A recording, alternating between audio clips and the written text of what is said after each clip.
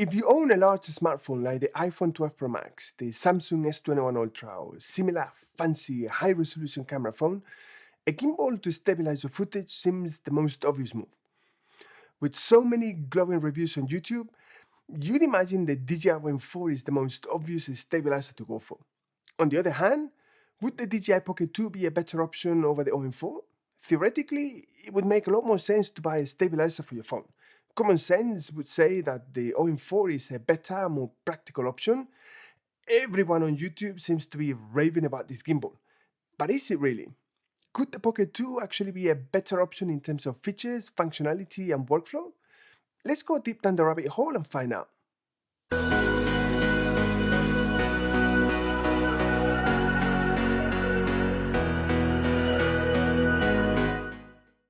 I've owned and used the DJI Pocket 2 for the best part of 5 months, and the same applies to the DJI OM4 and the iPhone 12 Pro Max. I've used them both, and I can tell you without any doubt that you'll get way more flexibility, functionality, and speed up your workflow if you invest in the Pocket 2 as your main gimbal option and use your phone for tripod filming. Why, you might ask, when every other review on YouTube raves about the OM4? I many times wonder how many people who review equipment on YouTube actually ever use that equipment for anything other than the review itself. Now, saying this, can you get amazing results with the OM4 on your phone? Of course you can, absolutely. If you can't quite stretch to the Pocket 2, the OM4 is a really good option, no doubt about that. I'd probably recommend a different gimbal, and I recently did a video about this that I strongly recommend you watch after this video. But the OM4 will give you good results, just that in my opinion, the Pocket 2 blows it out of the water in terms of flexibility, functionality, and workflow. Now, let me be clear here. If you already own a DJI OM4, I'm not trying to burst anyone's bubble here. You can get really good results, pretty good actually. But in this video, I pit one against the other, and I give you the option that I believe comes on top. So if anyone viewing this video is considering to invest on any of these rigs, they can get an impartial review rather than a view motivated by getting people to buy a certain item over another. The OM4 is a compact gimbal when you compare it to high-end gimbals. There is no doubt about that. But when you open it up and then you attach a phone, it's anything but compact when you compare it to the DJI Pocket 2. Now, in terms of mounting mechanism, I love the idea behind, or the concept behind, the magnetic clamp.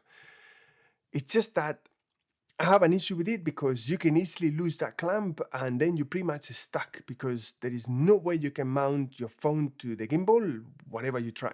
And trust me, this is a serious possibility because it's not the first time that you misplace or you lose a small item, and there really is no way about mounting this phone onto the gimbal itself without this magnetic clamp. This is a real issue and something that it puts me off from using the gimbal. Now, the Pocket 2, on the other hand, it's tiny, and that's its biggest selling point, the size. In a way, it's too small, or it can feel too small. The screen is tiny, and some people might struggle even seeing what it is that you actually doing. But if you want to be discreet, filming in locations where it's not permitted, or you don't want to be drawing attention to yourself, the Pocket 2 is way much more functional. If you use the OM4 with a phone, trust me, people will know that you are filming. With the Pocket 2, you can literally go unnoticed and be filming for hours, and most people probably wouldn't even realize that you're there. If you want to see more, you can attach the phone and then you get the phone's display, and that way you can get a bigger screen. But in terms of size, I have to say the DJI Pocket 2 gives you so much more flexibility and functionality. As long as you use an iPhone, you get to use anywhere between 1080p all the way up to 4K on 24, 25, 30, 60. If you're on Android, you only get to use 30 frames per second, which I think is way limited. You'll have to use a third-party app like Filmic Pro. The Mimo app will give you a lot of flexibility and a lot of control over your footage, but you're pretty much stuck to an 8-bit signal. There is no way to get a 10-bit signal. You'll have to use a third-party app like Filmic Pro, but you have the option to have 10-bit filming with low color space. In terms of night filming, you're stuck or limited to the main wide, because all the other three lenses on the phone, they're pretty much useless, and the same applies to pretty much any other brand, not just the iPhone, which is the one that I use, but most phones out there, they have a main lens that is the really good one, and then every other lens sort of lags behind. So you pretty much stuck to that one lens. With the Pocket 2, you are also limited to an 8-bit signal. The only downside is that you can't use a third-party app like you can with the OM4 and your smartphone. So that's pretty limiting there. On the other hand, you don't have to worry about any resolution limitations that you have with the Android or iPhone. It shoots 1080p, 2K, 4K at all resolutions that you can think of. So that's an advantage there. In terms of nighttime filming, you have much more flexibility and functionality than the OM4 with the phone. For the simple fact that you have a single lens that is really good. You can crank up the ISO all the way up to 6400, whereas with the OM4 using the Mimo app, you can only go up to 3200. So that's an extra brightness level over the OM4. Plus, the quality of the lens is way better because you can have it facing forward. You can then turn it in selfie mode and you're still using the main wide.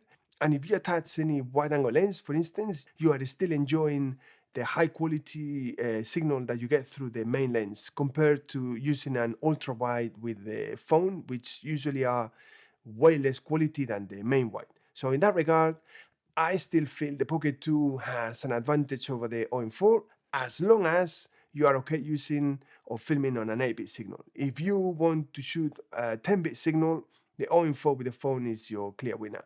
But in my opinion, the image quality that you get out of the Pocket 2 is fantastic and you won't even miss the 10-bit signal. Here, the DJI OM4 falls flat on its ass compared to the Pocket 2. You can't really do certain movements easily with the OM4, whereas with the Pocket 2, you have no restrictions whatsoever. If you want to do, for instance, a simple crane up from low angle to high angle, you can't just do it the normal way. You need to set the gimbal on sideways and then do a weird motion movement with your wrist. And a lot of the times you can't get the correct alignment, things are off. I just don't like it. At the same time, if you want to take advantage of the 3-axis gimbal and you place your gimbal in a slight angle facing forward, which is the way that you should use the gimbal, you can't get the phone to be aligned correctly. You know, it always aligns in an angle. It's just because this is a design flaw of the DJI OM4, and in my opinion, this is an absolute turn-off.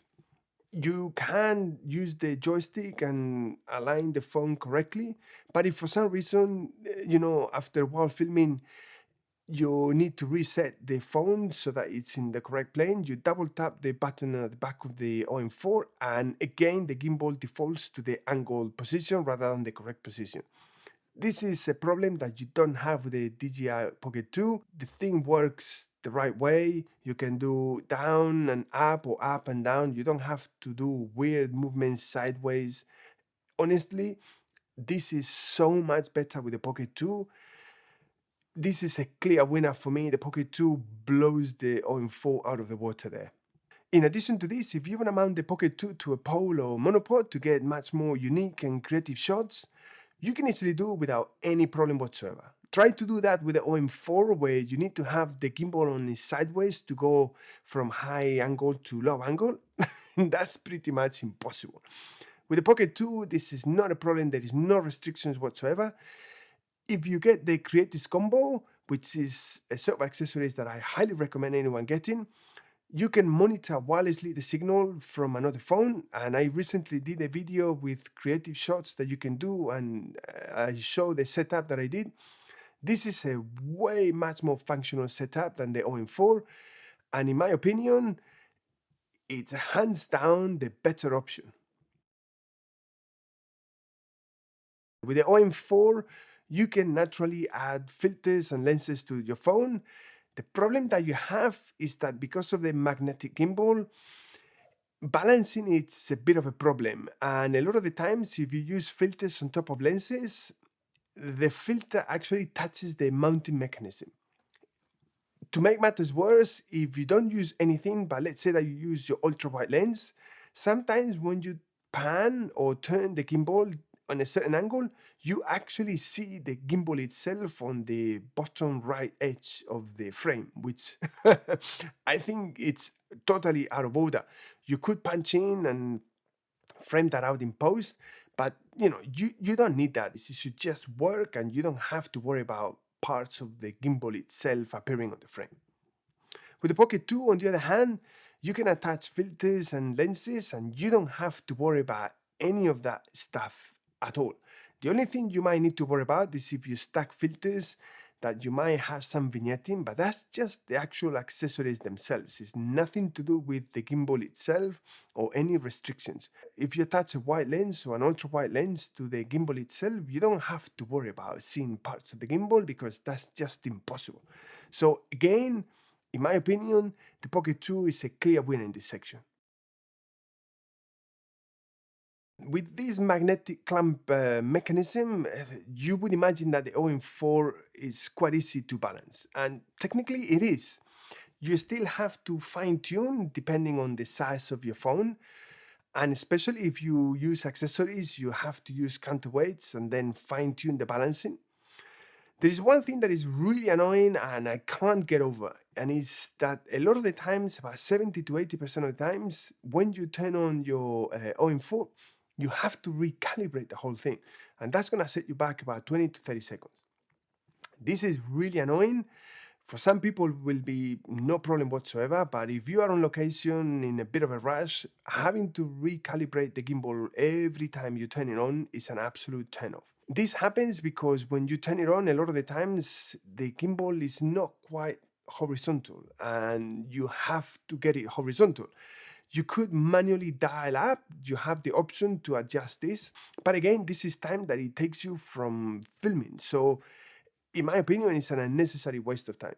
With the Pocket 2, on the other hand, this is not a problem whatsoever. You turn the gimbal on, and in 2 seconds, you're ready to go. And literally is 2 seconds or even less. The thing just works, and that's what you want. Literally 2 seconds, and you're ready to go. The only thing you need to worry about is whether you're happy with the size of the screen and whether you attach the phone. And if you want to attach the phone, you can do that beforehand. There is mounts that you can have. I'll leave a link on the description below, but literally it takes you 5 seconds to set up the whole thing. In my opinion, once again, the DJI Pocket 2 is a clear winner in this section. In this regard, the OM4 is amazing. You get around 15 hours of battery life in a single charge, and that means that you can pretty much shoot the whole day. Hell, you could even forget to turn the whole thing off, and you would probably still have juice by the end of the day. So that's really, really good job. DJI has done a fantastic job there. Not only that, but you can also use the OM4 as a power bank and recharge your phone if you need to, or when you need it, because if you're going to be filming all day, you will definitely need to recharge your phone. So the fact that you can, share some of that juice with your phone is fantastic.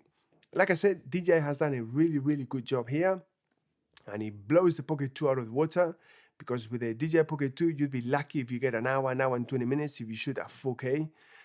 Less if you do in high speed. In my opinion, and based on my own experience, if you use the DJI Pocket 2, get yourself a mount for attaching the phone to it that also doubles up as a power bank. And like I said earlier, I'll leave a link in the description below for what I use if you want to buy it. And that way it will give you 3, 4, maybe 5 hours of battery life. But there is no getting away from the fact that you should probably get an additional power bank if you plan to be shooting with a Pocket 2 all day long. Whereas with the OM4, you'll probably be fine with just a single recharge overnight. So in this section, the OM4 is the clear winner by a mile. The OM4 with the Mimo app uses your phone's computational photography, and you get some really nice images. There is no question about that, whether it's 8-bit or fancy 10-bit through a third-party app like Filmic Pro, you get to take advantage of computational photography. So that is a big plus, because honestly, phone manufacturers are getting so good at it that it's even better than high-end cameras. On the DJI Pocket 2, forget about that. The computational photography is pie in the sky. You are basically limited to the traditional way of making sure that you expose the images correctly. So using filters is essential. In my opinion, it's not too much of a big deal, because if you use NDs to compensate for the brightness and get the correct exposure, more often than not, you get really nice images, and then in post you can grade it and it will look just as good or even better than computational photography. But if computational photography is something big for you, the OM4 is the clear winner here. If it's not too much of an issue and you know what you're doing, you can get some really amazing images with the DJI Pocket 2 that you can grade in post, and they will look absolutely amazing. So I don't feel there is a clear winner or loser here. It very much depends on each individual person and their filming style. Both the OM4 and the Pocket 2 do similar things. You get in both of them follow mode, FPV, tilt lock, full lock, sports mode, time-lapse, hyperlapse, and panoramic photography. Now, the only downside is that in slow-mo, for instance, the OM4 will only give you 240 frames per second, whereas with the DJI Pocket 2, you can do 120 and 240 frames per second. Both of them do this at 1080p, but the DJI Pocket 2 gives you the ability to shoot at 120 and 240, and sometimes you might not want to have 240. So in terms of slow-mo, the DJI Pocket 2 wins, but in overall terms, they're more or less the same. There are some features on the OM4 that the DJI Pocket 2 doesn't have. So for instance, panoramic clone me, dynamic zoom, and inception mode. These are things that you can do on the OM4 that you cannot do on the Pocket 2. Now, let's be honest here. How many times you've seen dynamic zooming or the inception mode in any YouTube videos or even commercial videos or on TV? You very rarely see that. The panorama clone me, sometimes I feel it's a bit of a gimmick. These things look great when people review these gadgets or equipment, but in actual real life, you hardly ever use them. If the inception mode is something that is really important for you, with the Pocket 2, all you need to do is set it to FPV and then turn the gimbal, and you'll get all the spinning that you want. With the OM4, however, you're limited to a 270-degree spin, so you don't get 360-degree. So it's a bit of a hit and miss here. The OM4 will do it just by turning a joystick, and the gimbal will do it itself, but up to 270 degrees. With the Pocket 2, you can do the inception mode, but you have to physically spin the gimbal yourself, but you're not limited to 270 degrees. You can have as many spins as you want. Now, saying this, if you own an Android, dynamic zooming doesn't work very well, so forget about using it. Best that you don't even go there. And if you want to use the inception mode in the Mimo app, you are also limited to 30 frames per second. So more often than not, you'll go to a third-party app, and that means an additional investment.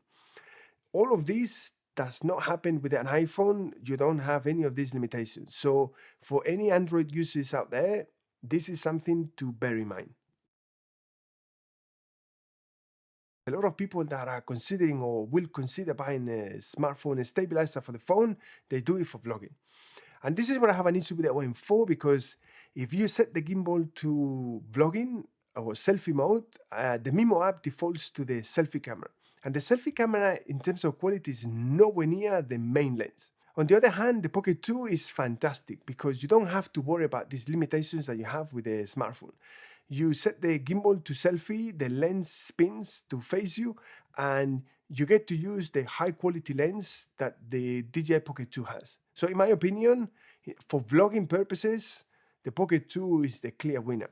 If you worry about not being able to see clearly what it is that you do in the small screen in the Pocket 2, there is a quick fix for this. You just simply attach the phone to the Pocket 2 and done deal.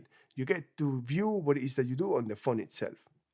Again, in my opinion, this only strengthens the fact that the Pocket 2 is much more flexible and functional than the OM4 with the smartphone.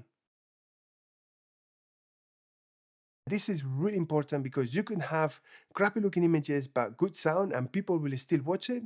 But if you have the most amazing and stunning footage but bad sound, people will click away sooner than you say hello.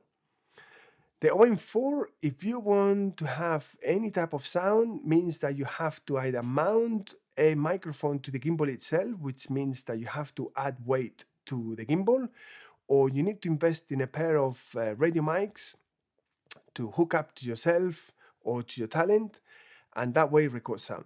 With the Pocket 2, on the other hand, if you buy the Creatives Combo, which is a set of accessories that I highly recommend anyone, you get a really good wireless radio mic that you can either clip to yourself or attach a lapel mic. It's really tiny. And with the dual handle that comes with a Creatives Combo, it means that the dual handle itself acts as a receiver. So in terms of sound, you get so much more flexibility with the Pocket 2 over the OM4. And to me, the Pocket 2 is again the clear winner. This is something that irritates me so much about the OM4. Because whether you use the phone on its own or you add accessories like lenses or filters, a lot of the times when you power the rig off and then you power it back on, you have to recalibrate the rig because you cannot keep the horizon horizontal. This basically means that it sets you back about 20 seconds to 30 seconds every single time you power on the gimbal. You get the option in the Mimo app to adjust the roll manually, but a lot of the times, even though you adjust the roll manually, you still have to recalibrate. And this is something that is incredibly frustrating and it drives me insane every time it happens. On the other hand, with the Pocket 2, you don't have to worry about any of this nonsense about recalibration or things going off alignment or misalignment. This thing just works, you turn it on and in 2 seconds you're ready to go. So once again, the Pocket 2 is the clear winner here. In my opinion, the Pocket 2 is the clear winner and it will give you much more functionality and flexibility than the OM4 does.